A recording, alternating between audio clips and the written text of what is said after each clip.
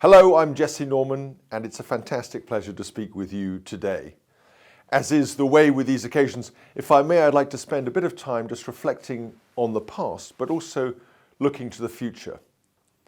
2022, I think we can all agree, was a year blighted by the inflationary pressures of the world economy in a bit of a spin, energy prices, and an unjust war of aggression in Europe.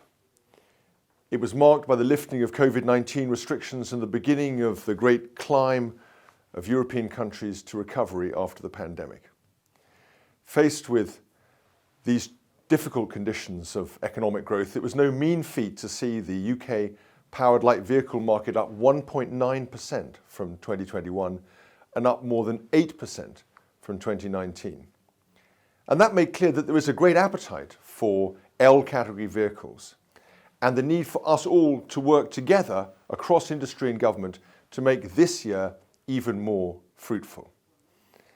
But amidst the challenges of 2022, it's also clear that we made a lot of progress. When you published your action plan in February, that really set the tempo for the year ahead. And in government, we share in that ambition to realise the full potential of zero-emission powered light vehicles, to meet environmental goals, and to meet and build the transport ecosystems of the future. Now that is underscored not only by our desire to act, but also to learn. And the government, as you will be aware, launched a feasibility study so that it could learn more about how the sector stimulates supply ahead of demand, how we can attract new players to the market, how we can boost investment and lower manufacturing costs, and how we can provide new and exciting careers for those working in and around a newly sustainable industry. Now, of course, that PLV action plan foreshadowed the government's own consultation on when to end the sale of new non-zero emission vehicles. And that too was in its own way a very important moment, setting out a practical vision for the future of zero emission powered light vehicles in the UK, but also reinforcing the need for continued engagement, for expertise, for the collaboration of the industry in that process and across the board. That is what's going to make the L category ecosystem, that wider ecosystem, a fertile space for growth. And growth is our aim, as it is yours, for 2023.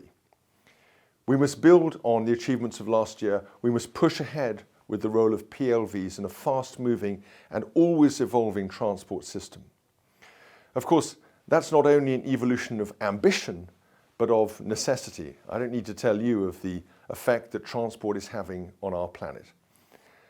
But it's also important to say that cutting carbon remains a great driver of change. And perhaps revolution is a more apt description than evolution. We need to think bigger and act more boldly.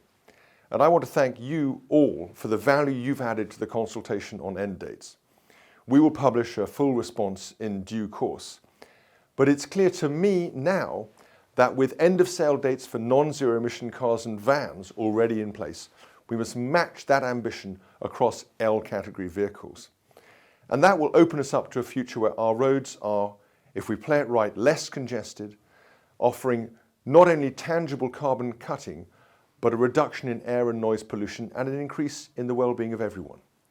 A future where motorbikes like Mavings are a symbol as quintessentially British as the morning milk float or the MCC. Of course, we know some vehicles may need longer to make that transition than others. This is a government that is trying to listen, and we are not going to risk a one-size-fits-all approach. We know that the diversity of vehicles in our system each offers something different to the public and to the economy, whether that's touring down to Truro on a high-powered motorcycle or nipping round the streets of Nuneaton on a moped, from leisure journeys to last-mile deliveries. So for each of them, we're determined to try to secure the regulatory solution of best fit. And underpinning all of that is our desire to place convenience at the heart of riding a zero-emission powered light vehicle. Of course, that entails a process of designing roads that incentivizes their use and building the charging infrastructure that bolsters that viability. And we will do that as well. In government, our vision is designed to prime this sector with you ahead of decarbonisation, to support that move to clean, efficient, zero-emission powered light vehicles, and to help the sector to take every opportunity it can to increase the role and the profile of motorcycling across our transport system. So let me conclude by thanking you and saying this. This sector has faced down many challenges over the years, and I know that the end of sales dates are going to be another stretching goal, another challenge. But challenge is itself an enabler for great British innovation and always has been. And you are the innovators. So let's keep working together to grow this industry and to make 2023 a year of greater appetite and even greater success. Thank you very much indeed.